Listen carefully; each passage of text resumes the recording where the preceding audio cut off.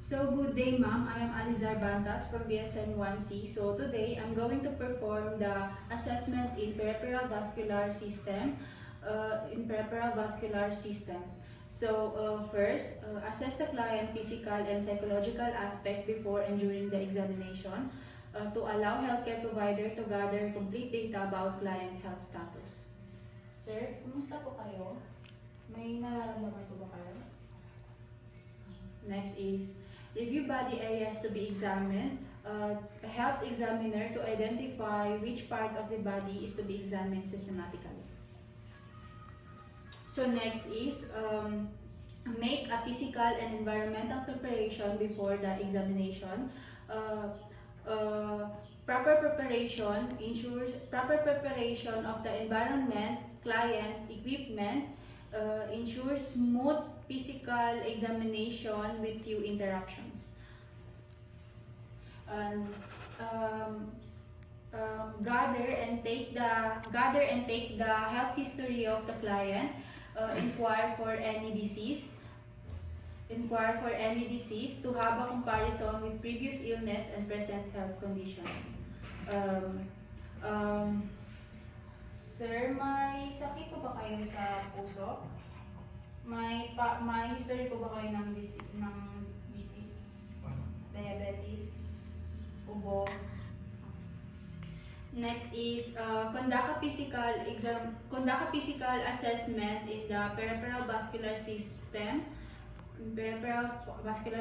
With four skills in inspection, palpation, percussion, auscultation. To assess, determine, and identify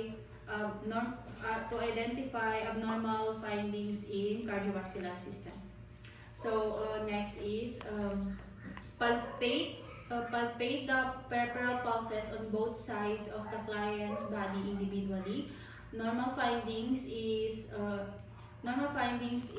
symmetric pulse volume, full pulsations. Abnormal findings is asymmetric volume, absence of pulsations, and decrease with tardy pulsations. So I'm going to palpate lang yung carotid, brachial, and radial.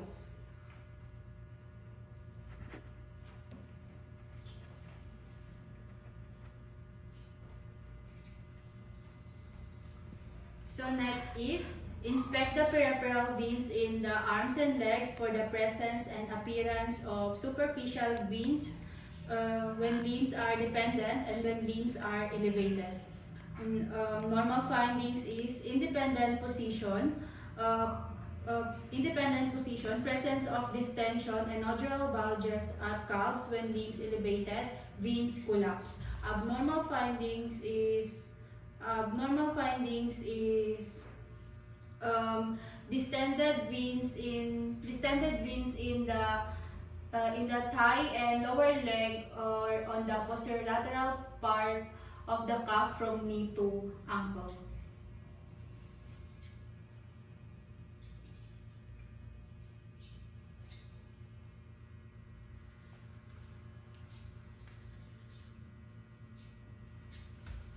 Next is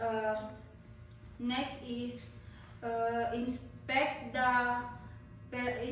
calf for redness and swelling over vein sites.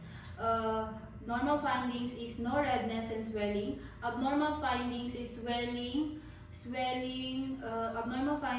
swelling in calf muscle or legs or both.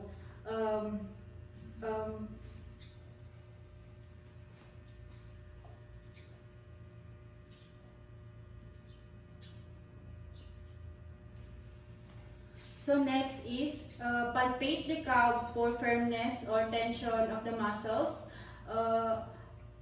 Palpate the calves for firmness or tension of the muscles. Presence of edema over the dorsum of the foot and areas of localized warmth. Normal findings is no edema, calves are firm. Abnormal findings is warm noted. Warm, noted. So next is push the calves from side to side to palpate for tenderness. Normal findings is limbs not tender. Abnormal findings is uh, tenderness on palpation.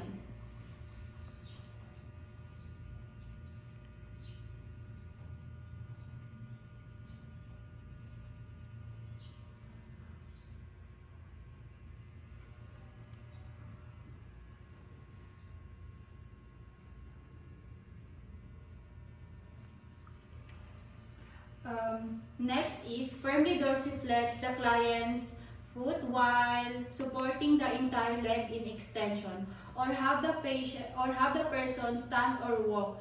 Normal findings is pain not noted on dorsiflexion. Abnormal findings is pain in calf muscle on forcefully dorsiflexions.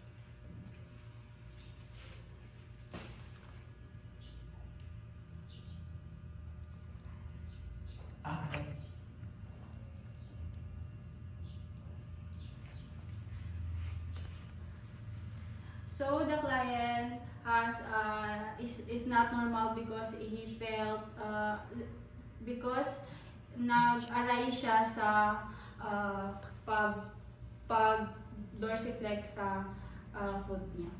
So next is inspect the skin of hands and foot for color, temperature, edema and skin changes. Normal findings is skin pink color. Abnormal findings is cyanotic, brown pigmentation around ankle.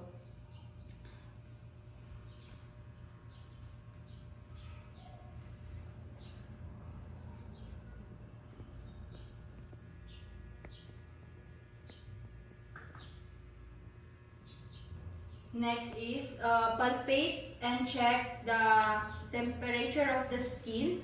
Normal findings is skin temperature not excessively warm, no edema. Abnormal findings is skin is too warm and too cold.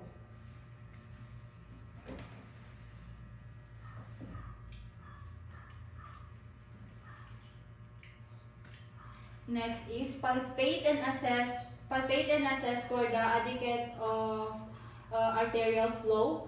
Normal findings is skin returns to normal color after pressing the palm of the hand. Abnormal findings is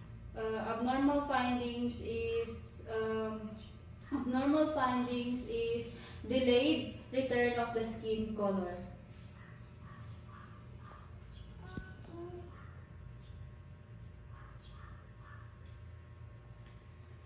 Next is press the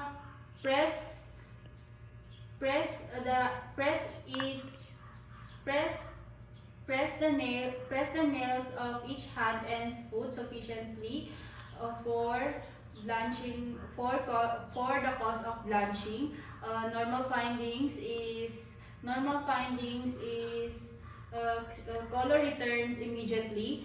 The abnormal findings is delayed color return.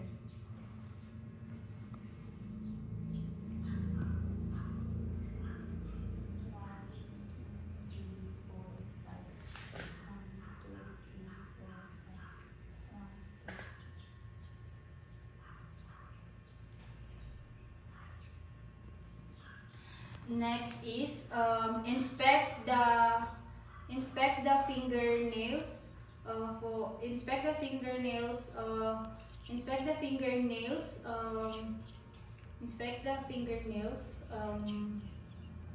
For overactive,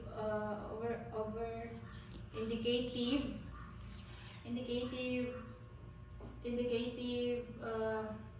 circulatory impairment. Normal findings is should be pink in color. Abnormal findings is bluish discoloration and pale.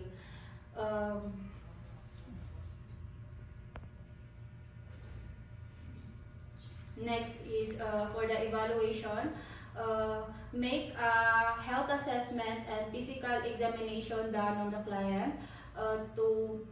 These are important data to convey to the physician, to aid in the diagnosis of the patient. Next is record or document and report any pertinent finding found during the assessment to appropriate personnel. Rationale, to provide accurate data in the care of the client. And this ends my written demo.